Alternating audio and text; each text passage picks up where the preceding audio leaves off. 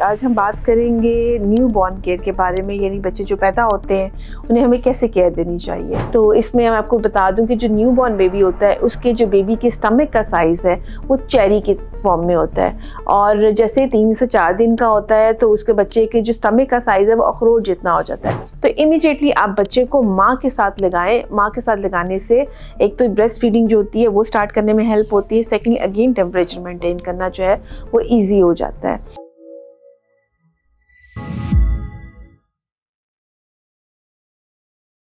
अस्सलाम वालेकुम जी, आज हम बात करेंगे न्यू बॉर्न केयर के बारे में, यानी बच्चे जो पैदा होते हैं उन्हें हमें कैसे केयर देनी चाहिए।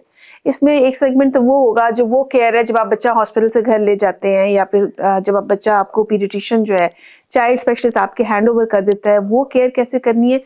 और एक सेगमेंट हम उस पर भी बात करेंगे कि अगर आपकी बेबी की डिलीवरी ऐसी जगह पे हो रही है जहाँ पे इतनी हेल्थ फैसिलिटीज़ अवेलेबल नहीं है, यानी डॉक्टर्स डिलीवरी नहीं करवा रहे हैं, कोई नर्स है, कोई लेडी हेल्थ विजिटर्स है, कोई ऐसे कोई कह लें कि ट्रेन्ड बर्थ अटेंडेंट है, कोई इस तरह का है सिलसिला जहाँ पे इतनी हेल्थ फैसिलिटीज़ अवेलेबल नहीं है, तो इमीडिएटली बेबी की क्या क्या ज़रूरियात हैं जो आपको पूरी करनी चाहिए।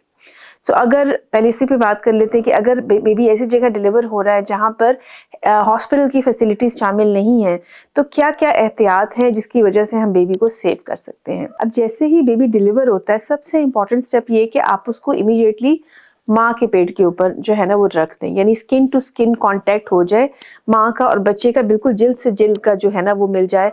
तो उससे सबसे बड़ा फ़ायदा तो ये होता है कि बच्चे का टेम्परेचर मेंटेन रहता है, और साथ ही किसी बिल्कुल ड्राई टॉवल के साथ, साफ हो ड्राई हो, और उससे आप बच्चे को ढक दें, उसी से आप बच्चे को क्लीन करें, वो बेहतरीन टाइम होता है। अगर आपके पास छोटा बल्ब सकर है तो उससे सिक्रीशंस वगैरह को आप क्लीन कर देते हैं, और अगर बच्चा इमीडिएटली क्राई कर रहा है तो फिर तो कोई भी परेशानी की बात नहीं है। ये बड़ा इंपॉर्टेंट होता है कि आप बच्चे को इस पोजीशन में रखते हैं कि बेबी की जो सिक्रीशंस है वो फिर ऑटोमेटिकली जो है यानी हेड साइड को थोड़ा डाउन करके रखते हैं, और तो इमीडिएटली इसकी जो सिक्रीशंस वगैरह है वो खुद ही जब वो इमेज क्राई करता है तो वो क्लियर होना शुरू हो जाती है। नहीं तो आप उसको हल्का सा स्टिमुलेशन दे देते हैं, जैसे बैक पे रब कर देते हैं, या टॉवल से इसको जब ड्राई करते हैं आप, तो उसके साथ ही बच्चा जो है वो क्राई करना शुरू हो जाता है। ये बड़ा इंपॉर्टेंट स्टेप होता है।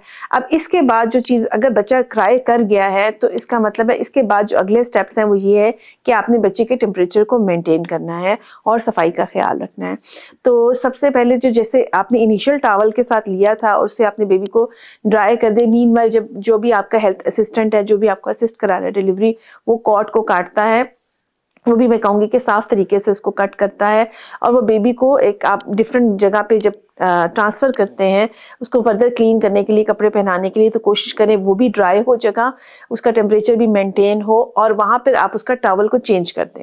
यानी पहले आप जिसमें आपने बेबी को रिसीव किया था, अब वो टॉवल से एक दफ़ा बेबी साफ़ कर दिया, उसको साइड पे कर दें, और अब आप डिफरेंट टॉवल में उसको ले लें, और अब उससे बच्चे को ड्राई रखें, उसमें रैप करें और टेम्परेचर को मेंटेन करें। अगेन मैं बार बार कहूँगी। इसके बाद जब ये सारे स्टेप्स हो जाते हैं तो इमीडिएटली आप बच्चे को माँ के साथ लगाएं। माँ के साथ लगाने से एक तो ब्रेस्ट फीडिंग जो होती है वो स्टार्ट करने में हेल्प होती है, सेकेंडली अगेन टेम्परेचर मेंटेन करना जो है वो ईजी हो जाता है।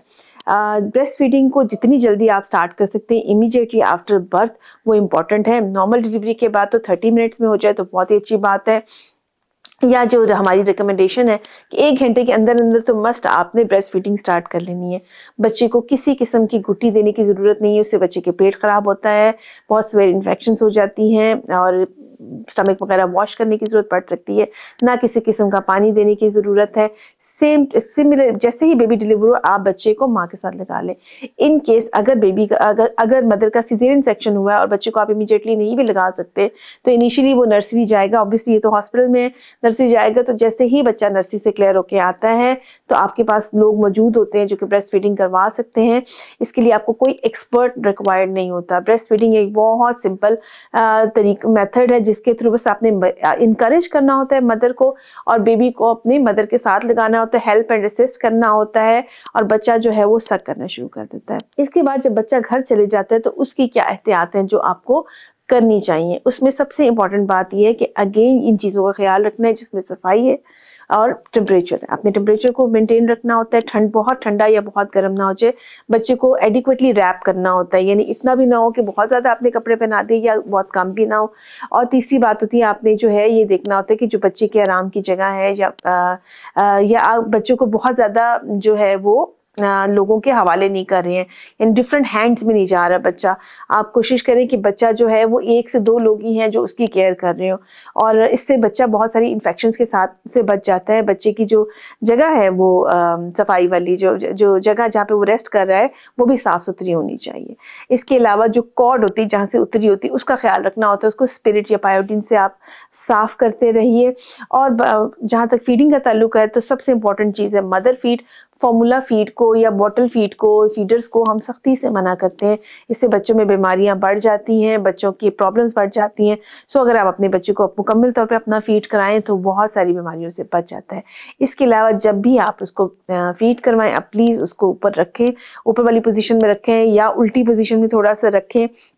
उसकी बैक को मसाज करें तो वो जो एक्स्ट्रा गैस होती है उसकी वो अपने निकाल देता है, जिसको आम ज़बान में डकार कहते हैं, या बर्ब ले लेता है वो, जिसकी वजह से फिर उल्टी नहीं करता। अगर आप बच्चे को ज़्यादा फीड करवाएंगे तो बच्चा ज़ाहिर है वो दूध निकालना शुरू हो जाएगा, फिर आप परेशान हो जाते हैं।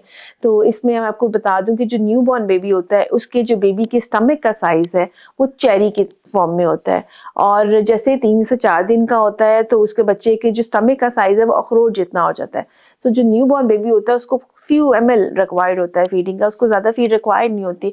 तो जब आप ये कहते हैं ना कि माँ का दूध तो आ ही नहीं रहा, वो तो चंद कतरे हैं, तो वो चंद कतरे ही उसके लिए काफ़ी होती हैं। जैसे जैसे बच्चा बड़ा होता है वैसे वैसे फीड बढ़ना शुरू हो जाती है। जब आप उसको एक्स्ट्रा फीडर से बहुत सारा दूध पिला देते हैं तो या तो वो बीमार हो जाता है या वो दूध निकालना शुरू कर देता है, उस वक्त घर वाले परेशान हो जाते हैं। दूसरा ये कि आप प्लीज़ जब भी फीड करवाएं उसको ऊपर वाली पोजीशन में रखें, अपराइट पोजीशन में भी रख सकते हैं, या फिर आप उसको इस पोजीशन में रखें कि आप उसका हेड एक साइड पर हो जाए और आप उसको पीछे से टैप करते हैं हल्का हल्का सा, तो उससे भी बच्चा जो है वो एक्स्ट्रा गैस निकाल देता है। तो ये दूध निकालने वाली प्रॉब्लम्स जो है वो काफ़ी हद तक सॉल्व हो जाती हैं। बच्ची की वैक्सीनेशन पूरी करवाइए, उसको जो जो टीके डॉक्टर ने बताए हैं, या अगर आपने इमीडिएटली आफ्टर बर्थ उसको किसी डॉक्टर के पास लेके गए उसका कार्ड बनवाइए। हिफाजती टीकों का कोर्स मुकम्मल तौर पे पूरा करवाइए। 6 माह तक आप अगर सिर्फ मदर फीड पे रहते हैं तो काफ़ी है। उसके बाद आप जो है वो वीनिंग या उसको फूड जो है वो इंट्रोड्यूस करवाएं, और कोशिश करें कि जो नेचुरल फूड्स होते हैं उनको प्रेफर किया जाए, जैसे कि केला है या योगर्ट है, या इस तरह के फूड होते हैं। घर में बना के खिचड़ी दलिया कुछ इस तरह के फूड्स को आप प्रेफर करें। आप अगर ये सारी एहतियात करते हैं, ब्रेस्ट फीडिंग को, वैक्सीनेशन इसको फॉलो करते हैं, रेगुलर बच्चे के चेकअप जैसे कि उसके डॉक्टर ने कहा करवाते हैं, तो बच्चा बहुत सारी बीमारियों से बच जाता है। बहुत सारा ख्याल रखिएगा, दुआ में याद रखिएगा।